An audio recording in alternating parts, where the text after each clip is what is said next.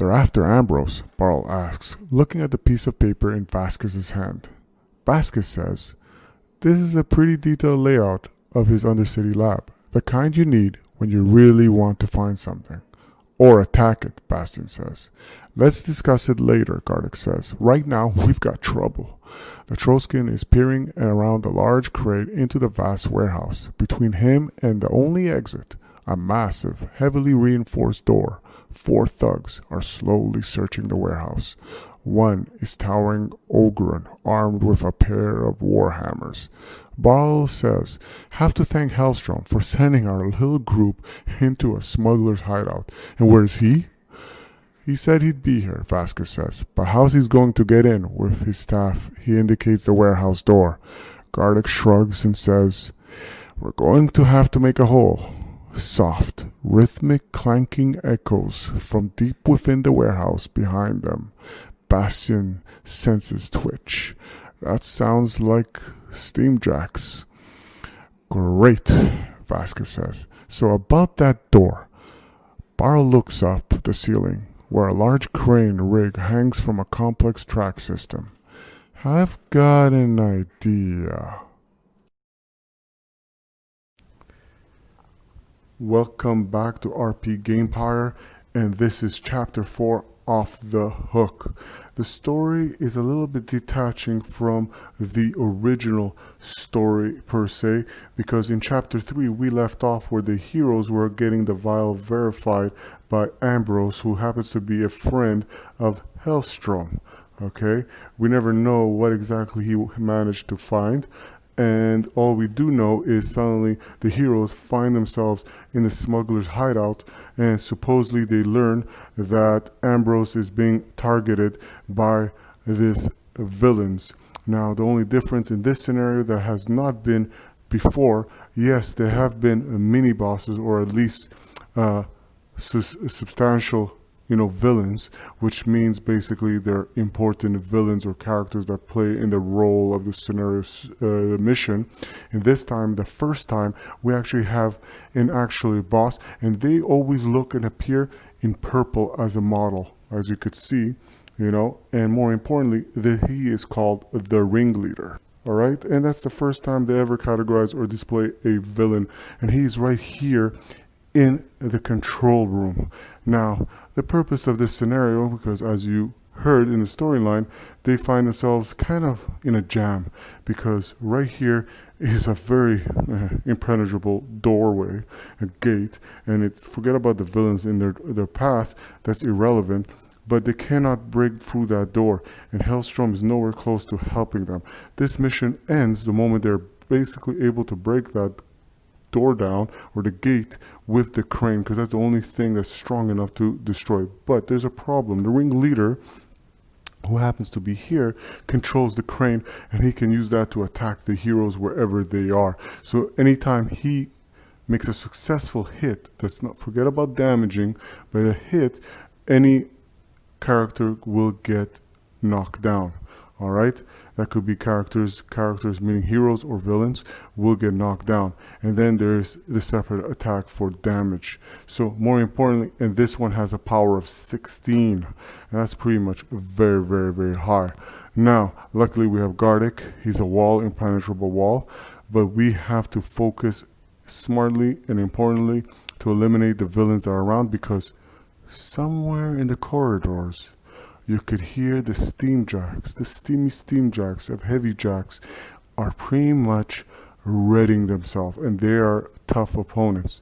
So just imagine how tough they can be. They're mechanized opponents. So they're very, very tough in a sense to fight off. Now in this scenario, we have the Rulik, opponent. We have the Ogren Brute, we have the Trollkin Scout, and we have the Gobber Booger, that I like to call him, and this is the crane, and we have to figure out to get there to get rid of the Ringleader. Now, if at some point we're there standing with the Ringleader in there, he cannot use the crane, which is a good thing, and he will just fight us off. Now, more importantly also to note is there's 2 characters that have joined the fray.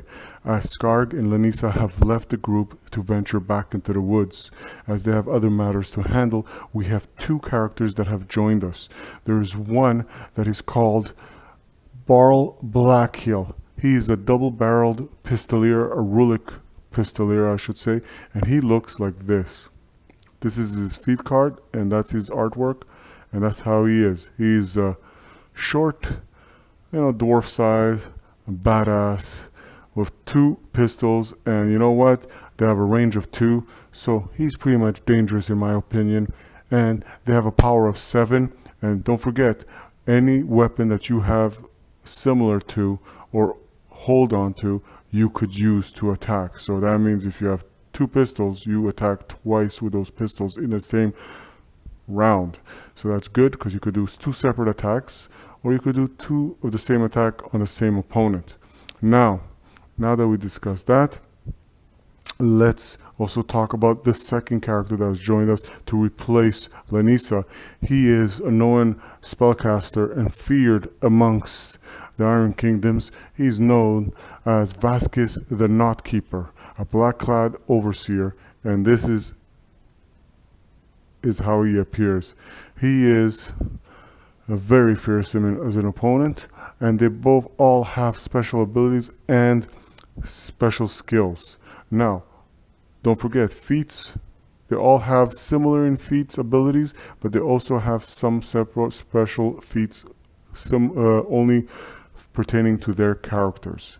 So let's see what will occur in this scenario. But before we start, let's, as we do every character and we play out the character, I will explain what is their special abilities or what abilities they will use, because some of them have obtained new abilities pertaining to their previous, missions of experience as they prolong to get experience in battle. Very important in this scenario. Every time that you gain experience, also you're going to put experience on a timer. And this timer is pretty much, it appears like this. I'll just show it to you. Every time you obtain XP, you will put an XP also on this one. For every time you get 12 experience on it, you will pretty much spawn a heavy jack. Yep, a heavy jack. And they are not fun to play with because they're villains that pretty much will go at initiative 2 or 3. I'll verify later, but I'm sure it's 2, and they go right after Gardek's turn, because Gardek has initiative 3. So they're initiative 2. The villain, or I should call our ringleader here, the main boss, he has initiative 10. He will always go after Vasquez. So that's very important. There's the events, and there's also, more importantly, there is also the villain actions. And the villain action pretty much determine of what will happen, in a sense of action.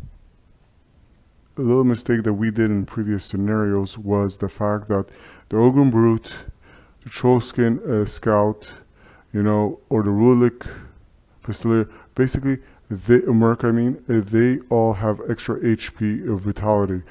And usually every time, for every vitality you take off or damage, you get an experience. Not necessarily for just destroying them. So previously the Ogren Brute, which would have 3, vitality, we should have gotten 3 XP and not 1 XP for it. So that was a mistake on my part. So the experience should have been much more than what the current experience that the group had accumulated. But they're knowledgeable enough, fearsome enough, and you know what?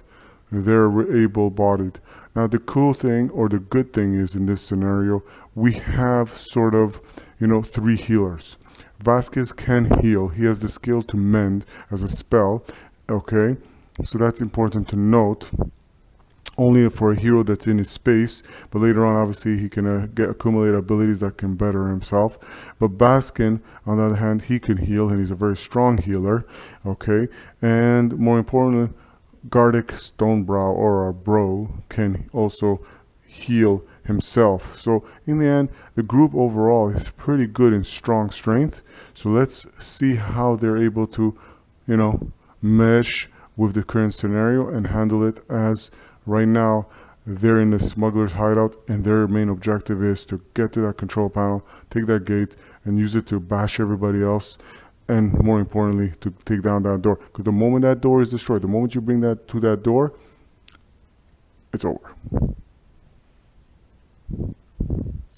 So, the first thing to do in every round is, again, to first take an event. So let's see the event that occurs in this first round. Lucky thugs. It says all thugs gain an additional die on attack rolls. Drop the lowest die in each roll. Oh boy. So the thugs just get a little bit, how can I say this? All lucky for this round. Okay, so let's keep that out.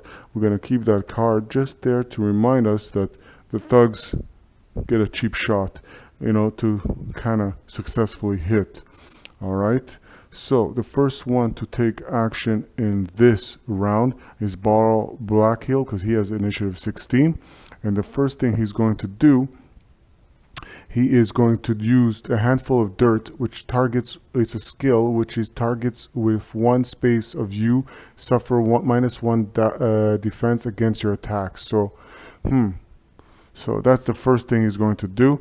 And you know what? He's not going to charge in because he has no melee weapon. He could use his, it is an ability that he could have, that he could use the pistoliers as a melee, but at this point, let's not do that. So what he's going to do, he's going to use the ability called, because he's not going to charge, but he's going to use the ability feat that he has called Hoof It. Play this card, okay? It says play this card when you walk to move pretty much 2 spaces instead of 1. Sorry, I'm trying to read it as I have it slanted right there. So that's Hoof It. So what he's going to do, instead of the 1 space, he's going to go, hey guys, let me go around. Hey, what's up? Oh, okay, so what he's going to do, he's going to move 2 spaces instead of the usual 1 in this case. And now that he did that, okay, that's get discarded, this feat card. All right, and he's going to do the bullseye. So basically he's going to, it's almost like a boosting. Play this card to gain an additional die on one of your double-barreled pistol attack or damage rolls. So he's going to do it for the attack, okay, because he's going to go after the Trollkin. And the Trollkin has 2 HP. And he's going to go after this one. All right, so he's going for this opponent right here, this Trollkin right here. What? And he sees him.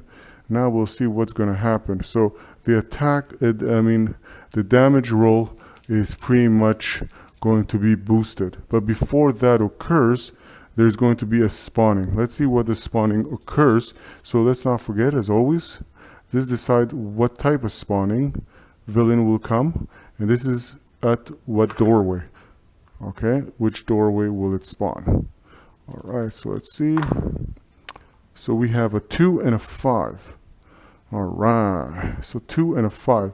A 2 will bring another Trollkin, but as there's no Trollkin, all right, and a door 5. So what will happen, instead of a Trollkin, because both Trollkins are already on the board, what will happen is a sword thug will appear, and he will appear on door 5, and it's right here, right beside.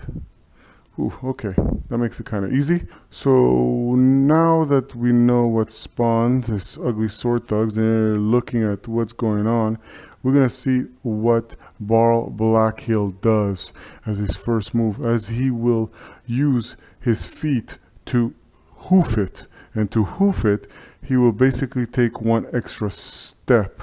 So if he decides to, play this card when, here, if you could read. There you go.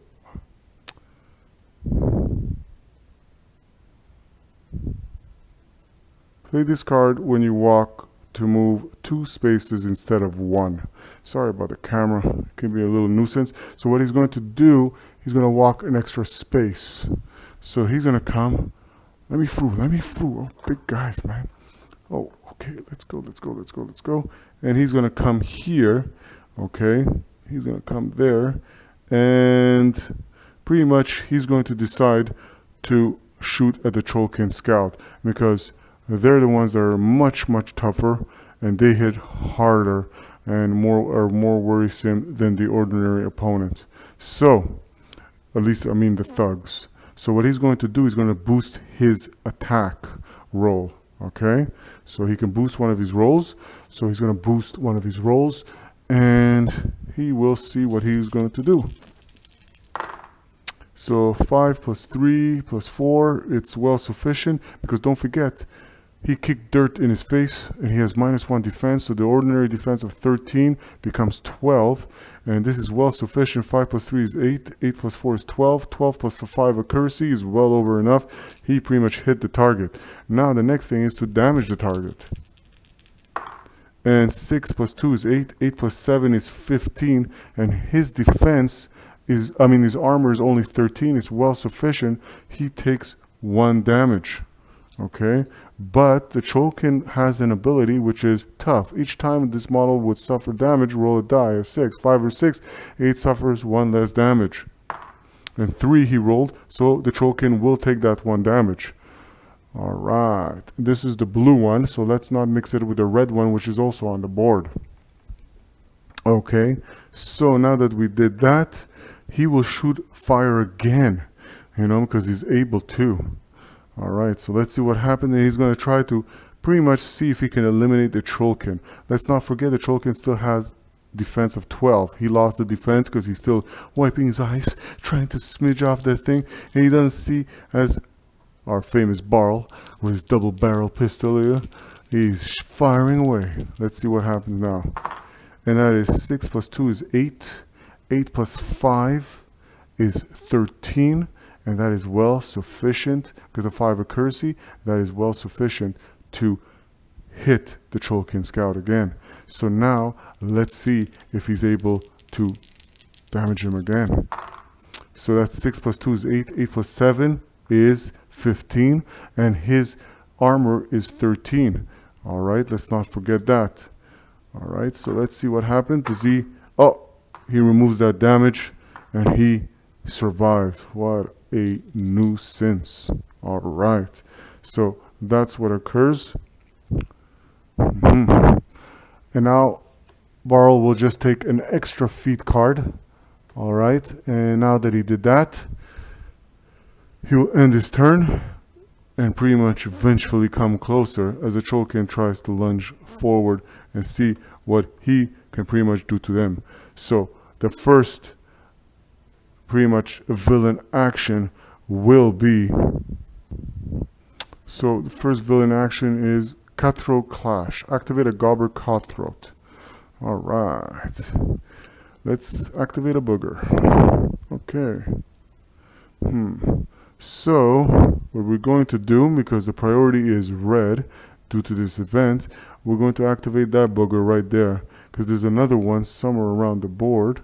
Or actually, no, there isn't one. So, amazingly so, that's the only one that can activate anyways. So he's going to activate, and based on his current priority, he cannot do melee, and if he cannot rush either, and he is within 3, so what he's going to do is, I'm going to walk, and I'm going to look from a distance with my daggers and wait for my moment to stab. All right, so the little booger will move there. And now, because he did that, let's roll to see what spawns on the board before Vasquez does his turn. So a 6 and a 3. For a 6, we will have another Rulik Merc appear. And he will appear in Gateway number 3. Whew, that's not fun. That's not fun at all. And he will appear right there. Now Vasquez can begin his turn.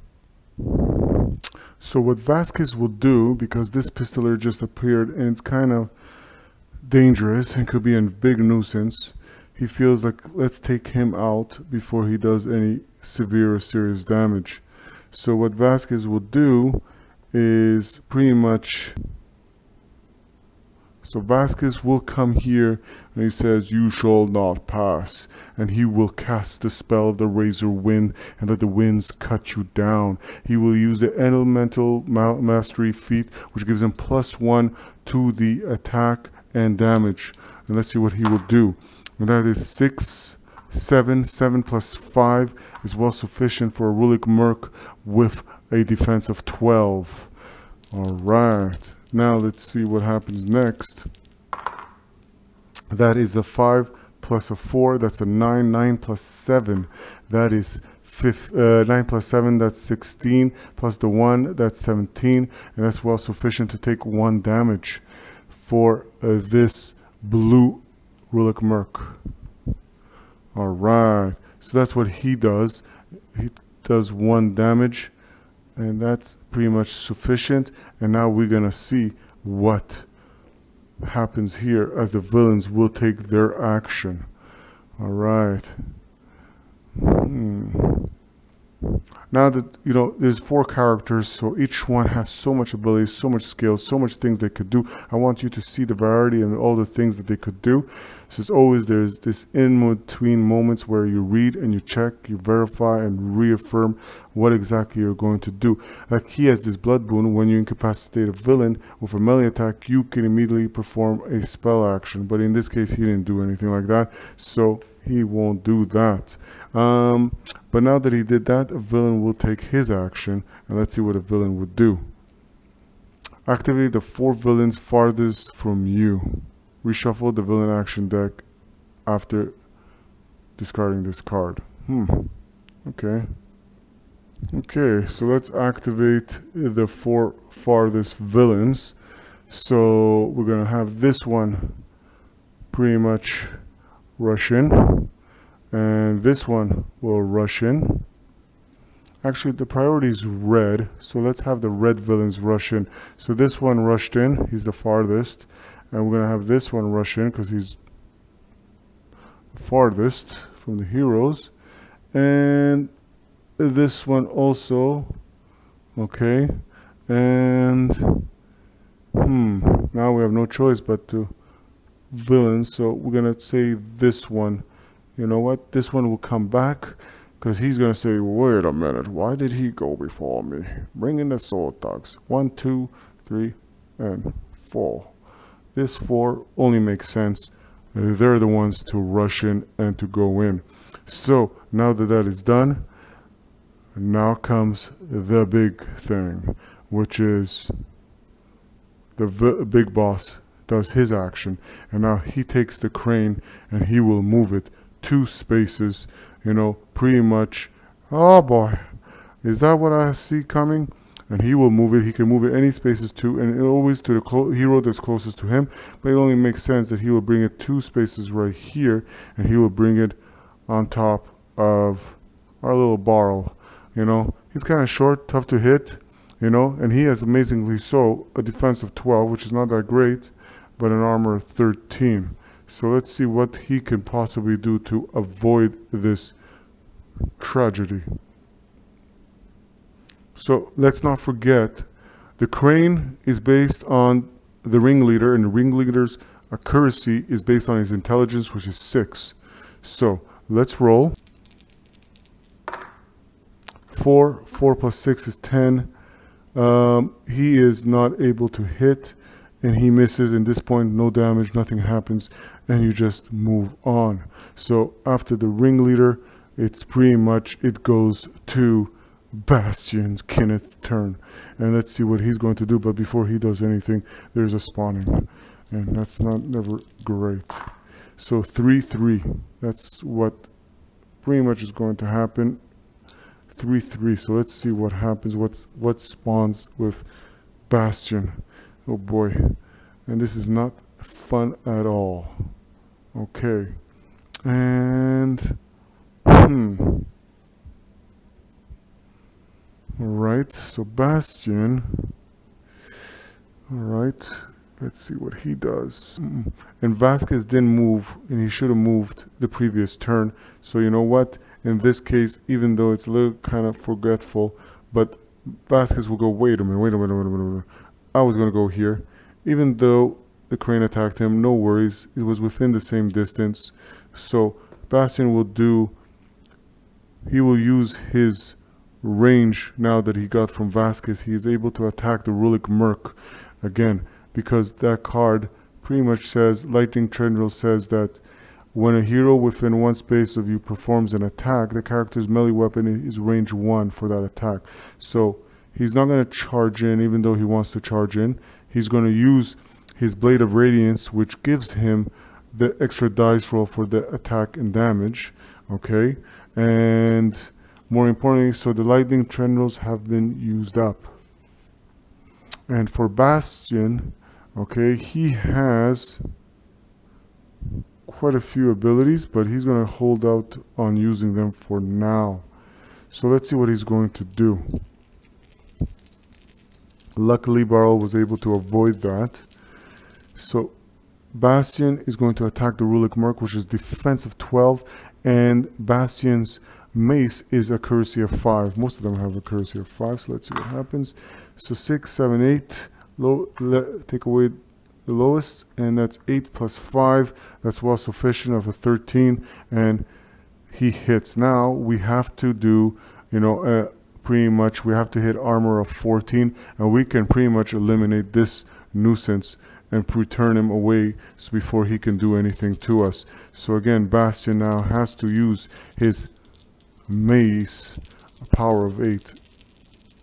Let's see. So that looks good. 9 plus 8 is 17. It's well sufficient. And he's dead. He doesn't even have a chance. Oh, I love the effects. All right. Well, go Bastion. All right. And I forgot to mention, you see already, we just took off 2 vitalities from the Rulik Merc, which just means 2 XP.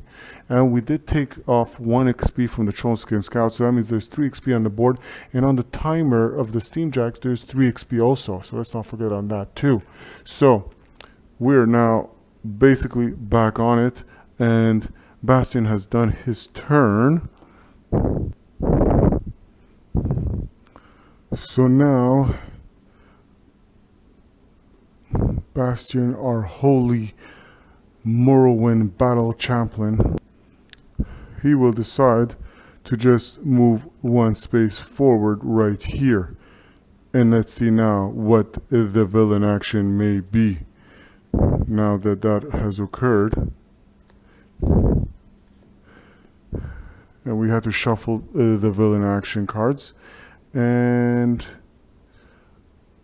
we are going to Cutthroat Clash again. Activate a Gobber Cutthroat. Okay. Alright. He's back to it. So they're pretty much devious because they got that slashing daggers ×2. And okay, but they're easy to pretty much remove. So the little boogers. So he can melee where he stands, which you can't see from there, or he can charge through, and he's going to charge because he's within, well, if he is within 3, but he can rush instead, and he's going to rush in, and he's going to try to take down our buddy Bastion. Hey, stick my booger up your nose. All right, so let's see what happens. He's going to roll, and he has a defense of 14, armor 11, but his weapon, more importantly, the daggers, he slashes twice, so an accuracy of 5. That's not fun. And no, that's not the epic version, trust me. So let's go. So 5 plus 3 is 8. 8 plus 5 is well sufficient for a defense of 12. So he strikes. So let's see what happens. And then 4 plus 1 is 5. And 5 plus 7. Well, that's not enough. So that's 12 because the the armor of Bastion is 15. Cling. Try again. Other dagger. Alright, so he's going to try the other dagger now. So 5 plus 6. Ooh, oh, you hit him, buddy. So now he's going to try to hurt him. And 3 plus 1 is not sufficient. 3 plus 1 plus the 7 is, well, 4 plus 7 is only 11. And he has a more armor of 15, like I said. And Bastian just stares him down. Yo, little shrimp, can you stand still so my mace can squish that little face of yours? Alright, Bastian stood tall and he survives. So far, we've been dodging bullets. So, now, last but not least, is Gardic Stonebrow's turn. Now, the thing is with him, as a strategy, I was thinking for him to make a run to the Ringleader, because we gotta stop this crazy crane. So, and if he can just somehow, everybody can bring their attention against him. I mean, not Gardic, but against this group. If they can manage the rest together as a group, and Gardic can just go after the Ringleader himself, it will help. Alright? So interesting enough, let's see what we could do, you know, to pretty much, to give us that chance to survive, or at least to make sure that it happens. So let's see how we can play that out. So our holy battle chaplain Bastian will use the Crusader's Call to aid his leader Gardic. And what he will do, the Crusader's Call, what it does is play this card. When a hero in your space walks or charges, the hero can move 1 additional space. So what he's going to do is he's going to pretty much, I'm going to hopefully use the strategy, and he's going to use that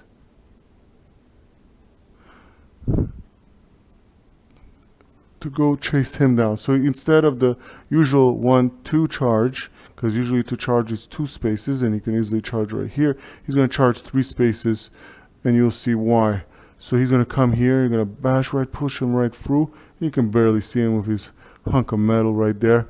And this Trollkin, he's going to attack this midget shrimp. So his first attack is obviously boosted for his damage roll.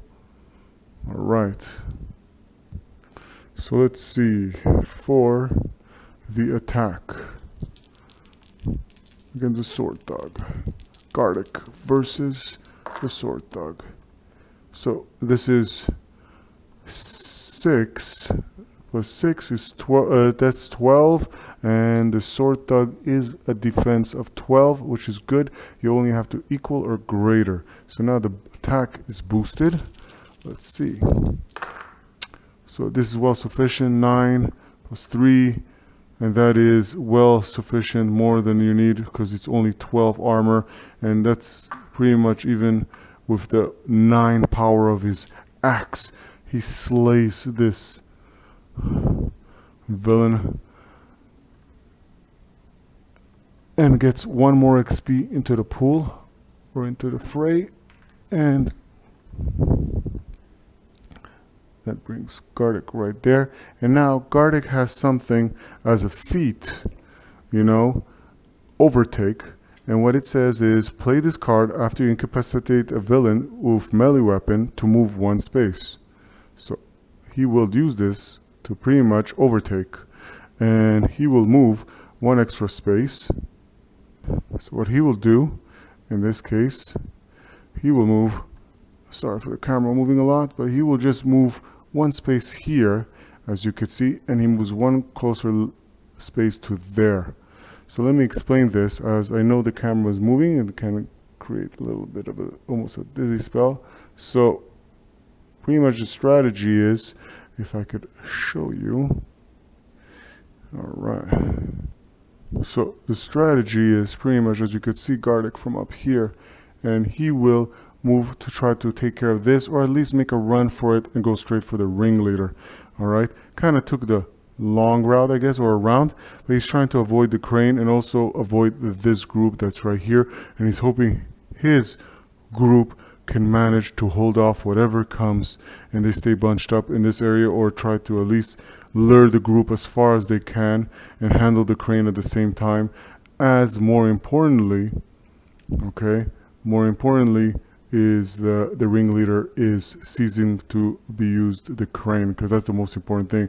The moment he stopped using the crane and we take down the ringleader, we can use the crane to slowly move him up here. And again, we should try to move a little bit closer here, because we want to pretty much keep the crane within an area that's distance is pretty much easier to move, and we only have about 10 rounds to pretty much do this, so it's not like we could take our time. And we got heavy jacks pretty much powering up. So again, this is kind of, as you could see, it's getting kind of full and dangerous here, but we did manage to solve a little bit of some foes around the board. And more importantly, now that we finished that, let's see what the villains will do, because now it's the villains action turn. All right, thug threat. Activate up to 4 thugs. Oh boy, lucky thugs. All thugs additional and attack rolls. Okay, so let's see. 4 thugs. So I took down 1 thug. So let's see. There's 2 right here, 3 and 4. So those are pretty much all 4 will be activating. So what he's going to do is going to run right here. He's going to come right here. They want to take down Barrel. So first, let's see what happens. Oh boy, this ain't so fun after all. So as you could see, pretty much Barrel is surrounded. And let's see the attack, don't forget, for the thugs are pretty much for this round boosted. So let's see what happens. And don't forget they rushed in, so their damage also is boosted on top of that. So this ain't fun at all. And Barrel's defense is only 12. Oh boy. Let's see if Barrel can do anything here. Okay, so let's see. This is going to be really hurtful. So 3, 4, 5. 5 plus the 4 accuracy of the sword thug. And that's not enough. And whew. The first one is dodged. Let's see the second one. And this one is not going to be dodged because it's 10, 11. Right here, it's just alone, it's 11. And it's for sure a hit against a defense of 12 of Barrel. So let's see if the armor can hold. And 6 plus 2 is 8. 8 plus 3 is 11. Well, I'm sorry to say, plus the 8 power of the sword thug's dagger, I should say, it's pretty much good enough to strike a damage into the heart of Barrel, and it hurt. And he takes 1 damage from this sword thug. So overall, not bad. He held off. Well done, I have to say. And this round, you know, pretty much I'm talking a little too soon.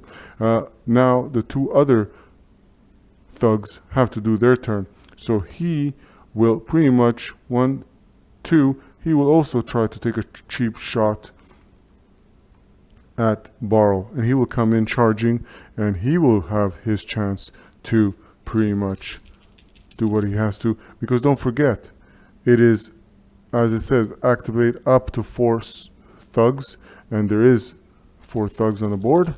So let's see what he does. So in this case, it's 6, 10. 10 plus 4 is well sufficient. And this is 8. 8 plus 8 is 16. And Barrel will take another damage. Whew. They're taking shots at him. But that's okay. That's okay. And then he will pretty much take a walk.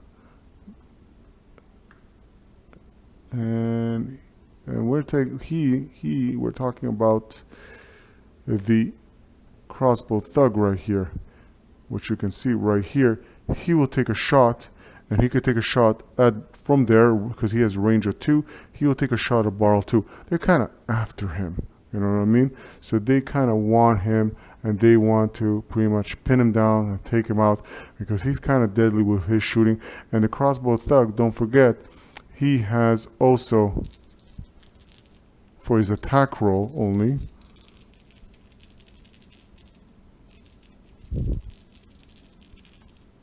okay, let's see, well sufficient to hit because that's just 11, 12, 13. We don't have to count more than that. We don't even have to use that accuracy. Let's see. And pretty much now he doesn't roll. Did I see he rolls 1? So this is 10. 10 plus the 8 is well sufficient. And he will take 1 damage.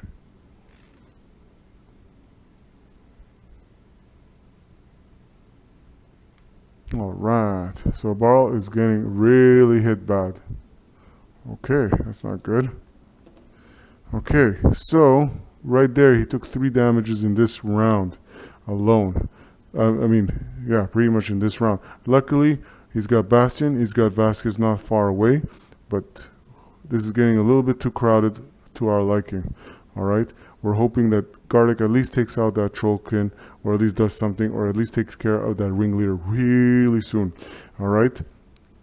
So now that we finished that round, so event number 2, and it's get kind of tense. Garlic's over there. He's trying to make a run for there. He's probably gonna have to deal with a Trollkin there, or he can avoid him and take a hazard roll. Not an issue there. His enemies are piling up here, and it doesn't look too good. Barl just took 3 damage. Now there was a little mistake that was done, but we live with the mistakes and we move on. And as we know, villains always like to cheat. We were supposed to drop the lowest die in each roll. We didn't do that. We accounted for them and gave the thugs a little bit of a benefit, but that's okay.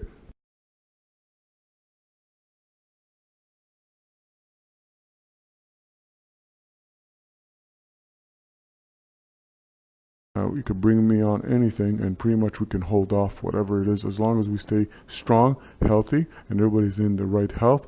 And we're luckily so, because don't forget, he can heal, and so can Bastion, and so can Garlic. So it's like there's sort of 3 heal. Self-heal is just as someone's healing, you know. So he could take care of himself, not bad, as long as he has the feat cards to do that. So can he, and he can heal up to 3, and he can heal up to, he could heal up to 2. Now he has the I'm a Hero feat card, which allows him to heal 1 wound, but you have to pull that feat card in order to be able to do that. So in the end, I'm really, really amazed. Garlic will take 1 new feat card, and pretty much from there he will shuffle his other feat cards, because he pretty much used them all. All right, we're looking good, we're looking sharp. It's oddly enough, this scenario, we had some pushback, we got some wounded, but overall, I think the strategy of just Garlic rushing through, and luckily with the Misfit armor, he's able to take and stand through, and he has the ability to heal himself. It's the best decision just to have him rush in, and the Ringleader being all alone because everybody else stepped out, is kind of left him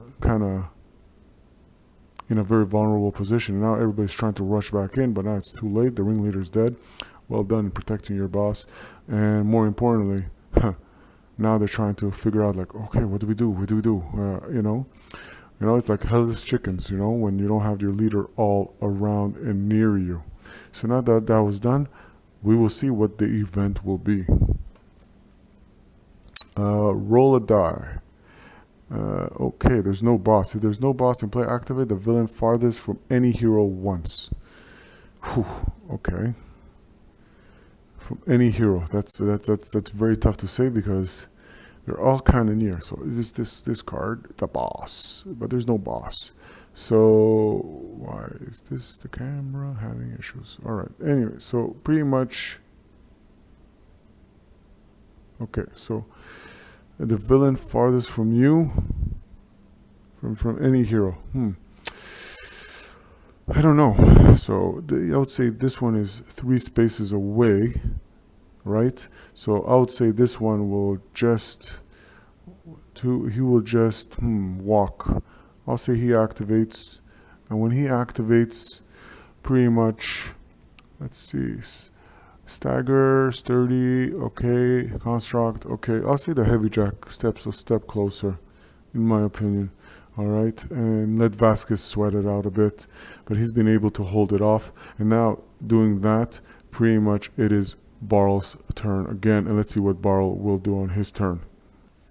So, a little error that kind of dawned upon me, but this is what happens when there's so much going on. And excuses aside, error as must be, this heavy jacks should have been activating right after Gardic. So, what I'm going to do, not that it will affect anything in any shape or form, what's going to happen is I'm going to activate both of them just once, okay? So what's going to happen is they're going to activate once, and then we're going to go back to Barl, whatever he's going to do, which won't affect anything in any precedence, because A will assume that before, because they have initiative 2, before anything they get to activate. We'll make them activate, and the first one to activate will be this one, and he could charge through. He can't fight anybody here, but he will charge through, and he will storm in and push and try to slash with his one hand, you know, Vasquez. And Vasquez just pushed back right here, as you could see, and we got this heavy jack right here. And he's going to try to go right after Vasquez. And don't forget that if he hits, he will stagger, meaning knock down Vasquez. So let's hopefully he doesn't do that. Now they charged in. Well, more importantly, let's see a courtesy of 6 if he manages to hit. And don't forget, Vasquez will still hold on to his defense +1. And that is 4 + 2 is 6. 6 + 6 doesn't hit. Whew. And that kind of dodges him, and that's okay. So that's a good roll, and Vasquez survives and goes, whew, I blinked again, and he maneuvers. He pushes the heavy jack this way as he moves right behind the heavy jack, and the heavy jack is all confused as even the thugs are trying to get onto Vasquez. Well done. What a formidable black clad overseer. Now, only think intelligence of 4. Okay. I said enough. So now what's going to happen is that heavy jack is going to go, and he's going to steamroll right in and try to whoosh, and he's going to go right after Bastion. Bastion will, with his holy might, kind of do the pushback right there. So, So what will happen in this case, he will come after Bastion, and Bastion with his holy might and holy light will try to push back, and let's see what will happen.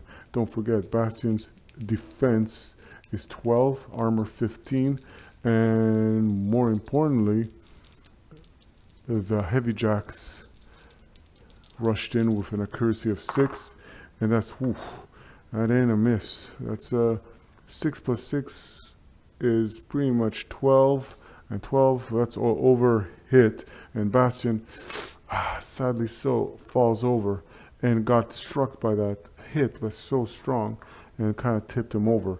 Now that he got hit, well, we will see how much of a damage he will take.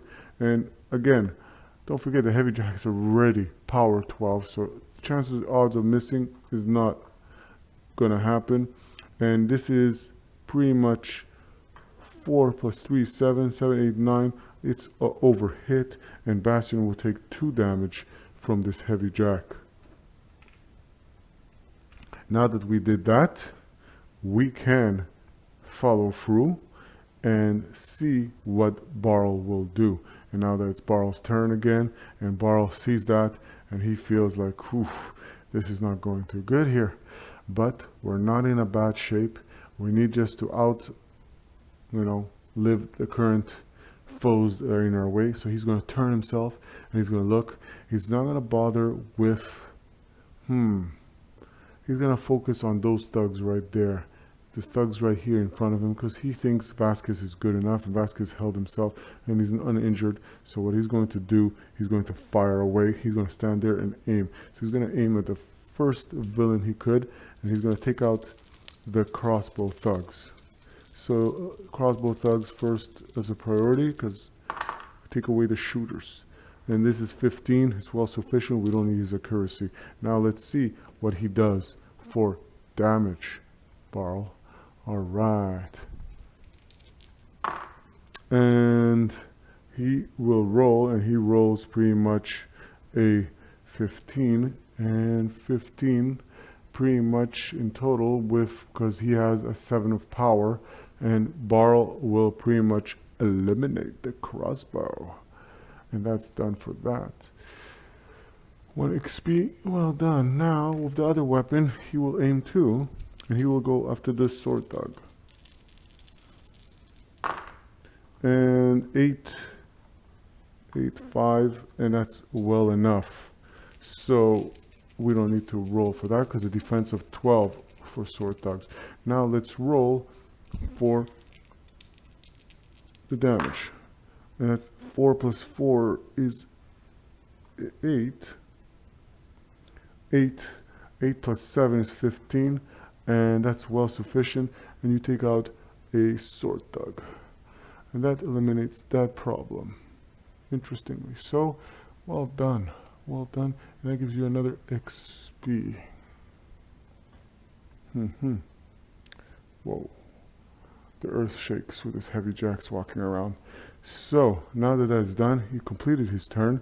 Let's see what the villains will do. So the boss blitz. Oh, there's no boss. The ringleader has been eliminated by the amazing Gardic Stonebrow, or Bro as I say. If there is no boss in play, activate the 2 villains farthest from you. Okay, farthest from him. Whew. So 1, 2, 3, 4, and well, okay, so this one is going to activate, and it will come here because the crossbow thug is a little bit different. So he will try to walk and shoot. So he's going to walk here and shoot at Bastion. And let's see, he doesn't need to aim. It's pretty much hit on the ground. It should be easy. So 6 plus 6 is, or 6 plus 4 is a miss. Whew. You can't shoot at somebody on the ground. That's amazing. All right, because of 4. Accuracy is 4 for the crossbow thug. All right, and now let's see for the second villain farthest from everyone. Or farthest from Barl is this sword thug, and he will rush in and he'll try to take a cheap shot, and he says, I can't miss on this one. And he will roll, and he will try to cut Bastion. This is 9, and 9 plus 4 is well sufficient of defense of 12 that Bastion has. And he will roll for damage now. 6, 6, oof, that's 12, that's 14, plus the 8. Bastion will take 2 more damage. That's not good. Bastion has taken a serious hit now, and he's feeling the pain as he's moaning, and that probably is going to wake him up from his knockdown. And whew, that's not good. So now that that happens, the next turn is pretty much Vasquez. And what will Vasquez do? Now Vasquez can rush in, or Vasquez has this nuisances around him. But before he does anything, let's see what joins us. 6, 5. So let's see, a 6 and a 5. 5, 5, 5. Ooh, we got the Relic Merc that has joined this melee scenario, the smuggler's hideout. He has come into it himself. Let's see what will happen now. Interestingly so, the border scenario looks very interesting, and Vasquez is wondering, what does he do now? He needs to go in there and help somehow he could for Bastion. Bastion needs help. So Vasquez here will try to take out the sword thug, which you can't see over this heavy jack that's just like pretty much all over the place. And Vasquez will try to take out this sword thug right there. So let's see what happens. Oh boy. He's going to use his Vulge, which is a staff weapon of 5 accuracy. Let's see. So that's 7. 7 plus 5 is well sufficient of a 12. That's a hit. So now let's see if we can eliminate this nemesis. And that's 5. 5 plus 8 is well sufficient, and that's eliminated and gives 1 more XP to the group. But more importantly, it eliminates 1 foe. And because he did that, it says that when you incapacitate a villain with a melee attack, you can immediately perform a spell action. And that's what we're going to do. We're going to do a spell action, and we're going to do it against... we're going to try it out. We're going to try to eliminate this Gobber Cutthroat, because they take 2 cheap shots. So the accuracy of the Razor Wind spell is amazingly so 5. Alright? So let's see if we could eliminate at least this booger right here that is there. Okay, so let's see.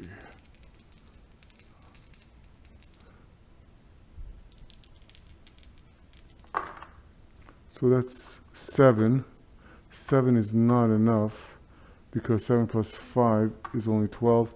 And this booger's defense, Gobber's defense is 14. Should sound familiar there, Vasquez. Alright, it was a nice try. You should have aimed for something else, but hey, I valiantly like the fact that you tried. So let's see what the villains will do now, knowing that pretty much the heroes are about to escape as they hear the door knocking and thunderous door not far from where they are.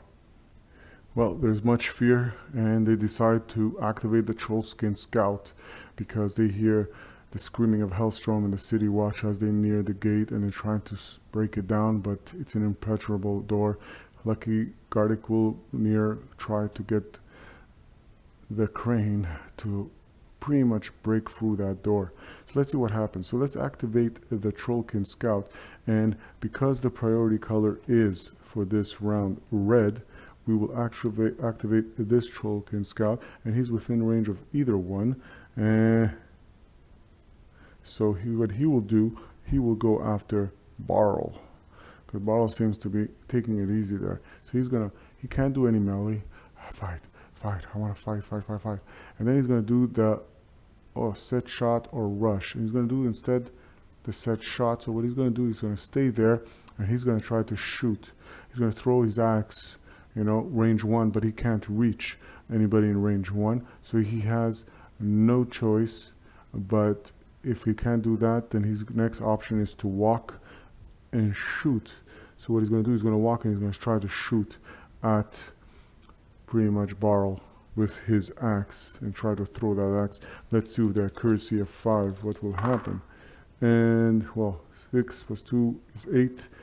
8 plus 5 is well enough to hit the 12. So now he's going to roll for damage, and his axe, amazingly so, has a 9 power.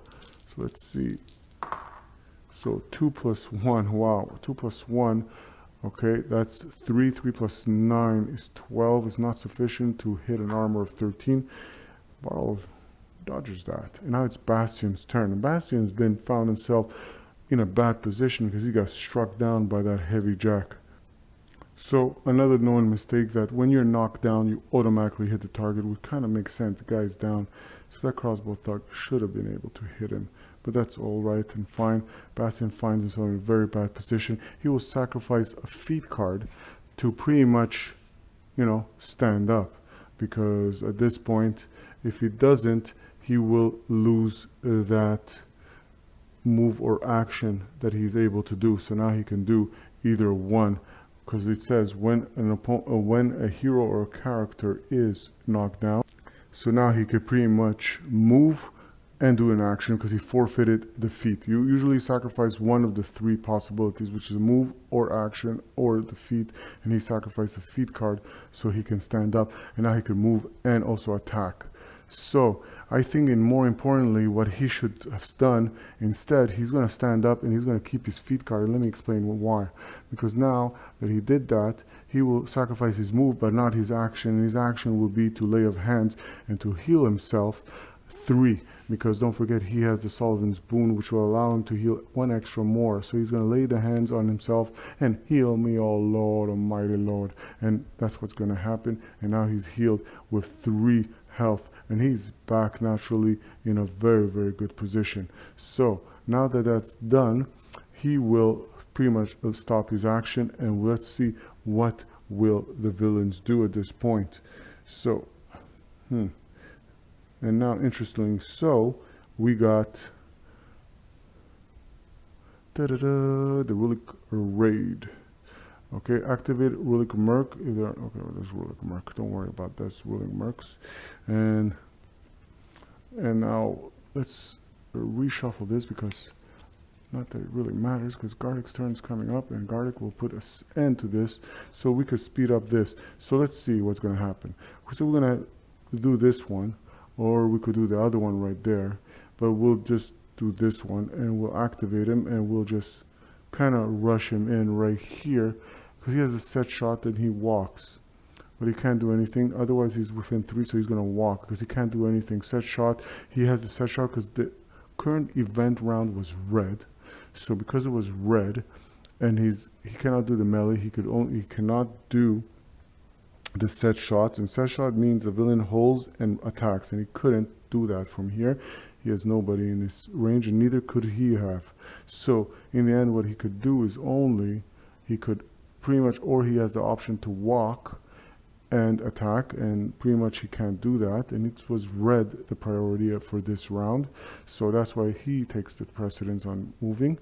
And also, again, one can debate that also that enemy right there. So either way, in this case, however you decide, I based it on the priority of, you know, based on whose color priority for the event, and usually that's what I do. Mostly it's based on the event. And pretty much he walks in, but he can't do anything, so he's going to stay there because he walks because it's within 3, right? So if it wasn't within 3, then he would rush in. So at this point, so and you know what, just to make it deadly, either ways he would have walked in, taken a shot at Bastion through all that craziness, and let's see what would happen. So because he walked in, he can only do a direct shot, and that's 6 plus 6, that's 12. Yeah, that pretty much hits Bastion. And now let's see if you do damage. There's no extra die for that. And that's 7 plus the 10. And Bastion has a armor of 15, and he will pretty much take 1 damage at this point if you wanted to argue. I know that's kind of going ahead of myself. And yeah, so pretty much well done in this sense. He kind of sets the tone. Now for Garlic's turn, we're going to kind of end everything because pretty much that crane is right there going in. He's going to first roll to see who comes in. 4-4. Okay, so 4-4. Well, pretty much crossbow fug at 4. It's going to be right there. And now Garlic pretty much will do the most amazing thing, and this, and he's going to lift the crane at his turn, and pretty much let the camera zoom in, and he will move the crane right, and that ends this round, this scenario, which is amazingly so has been a long one, but a good one, off the hook. And the heroes have been pretty much off the hook. There was some little small errors and mistakes, but not game changers. I think the best thing that aided them was the fact that 3 can heal, and Garlic did the most challenging part, which was from the other side all the way to here. He pretty much lunged at the Ringleader, and that kind of helped in the scenario, and that's well done. Now we're going to see what is the XP count for everybody. Amazingly so, this is all the XP. It's 40 XP, and 40 XP split amongst 4 characters. It's 10 for each. Amazing XP. Let's see what comes from this as the gate gets trashed and open. And there you go, and the heroes pretty much make their way freely as Hellstrom comes with his city watch and takes down all the smugglers and busts them loose. Alright, not loose, hopefully. Hope you liked this scenario. Hope you liked what you saw. Please stick around, leave your comments, leave your thoughts, and more importantly, stick around for the next scenario as we find out really what's going down, as this was kind of detachment from the last story where Ambrose was verifying the vial, and suddenly we find out that he's been hunted down by someone in the smuggler's hideout that had information about his whereabouts, which is not good. But thanks to the heroes, they put a stop to it, and thanks to Hellstrom, who has managed to come at the right time to aid the heroes.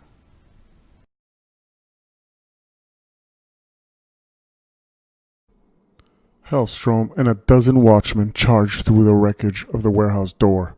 The remaining smugglers flee, but Barl draws a bead on one of them and fires. 50 feet away, the thug's head snaps forward and he sprawls face first on the ground. "He was running away, Barl," Bastian says with a frown. Barl holsters his double-barreled pistols. "One less we have to fight later." Gardic pulls his axe from the corpse at his feet and lets out a long, ragged breath. He leans on his weapon and says, "Thank Dunya, that worked."